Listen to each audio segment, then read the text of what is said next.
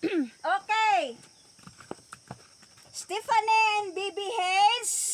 Baby Hayes. Stephanie, my niece. My niece. May pamangkin. May Baby Hayes pamangkin. is my son, aking anak.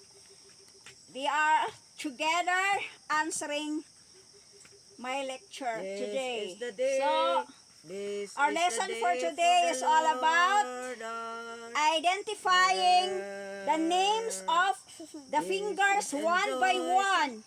Okay, let's start. rejoice for the Lord. What do you call this one, Stephanie? Kamay.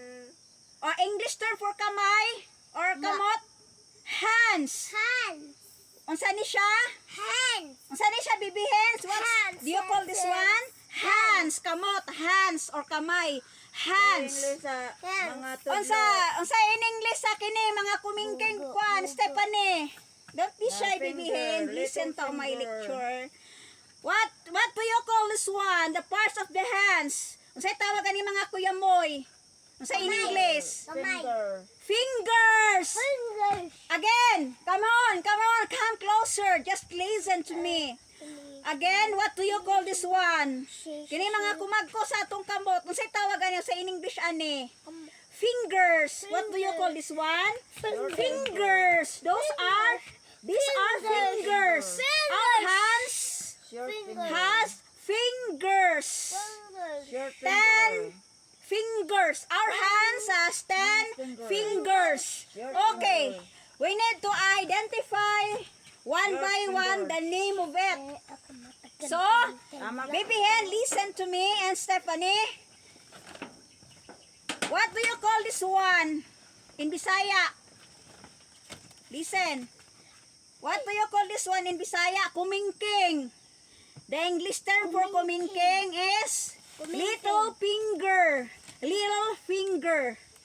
The other one is, next for kumingking or little finger is ring finger. Ring finger or palasinsingan or tauranan og singsing. This is ring finger. Stephanie, listen. And next finger is, this is a Ang galing man na. tunga nga, pinakatunga nga, kuming, kuan, kuyamoy, or pinakatunga nga finger is called middle finger. Stephanie, what is this? Stephanie, this is middle finger. This is middle finger. This is, unsa ni siya? Sa tawag ani sa Bisaya? Kani, this is forefinger. Used to point objects or places or area. This is forefinger. Tudlo. And the last one is, this is thumb. Ang sa in English sa kumagko or hinlalaki o ano? Hinlalato. What's the English term for hinlalato? This is thumb. Listen to me. Stephanie, this is thumb. Thumb. This is used to thumb. This is the hinlalato, thumb. This is thumb for English, thumb.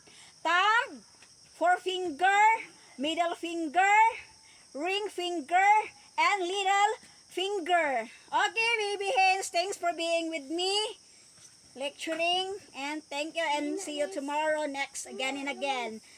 Thank you, Nat. Thanks for being with me. Ano na,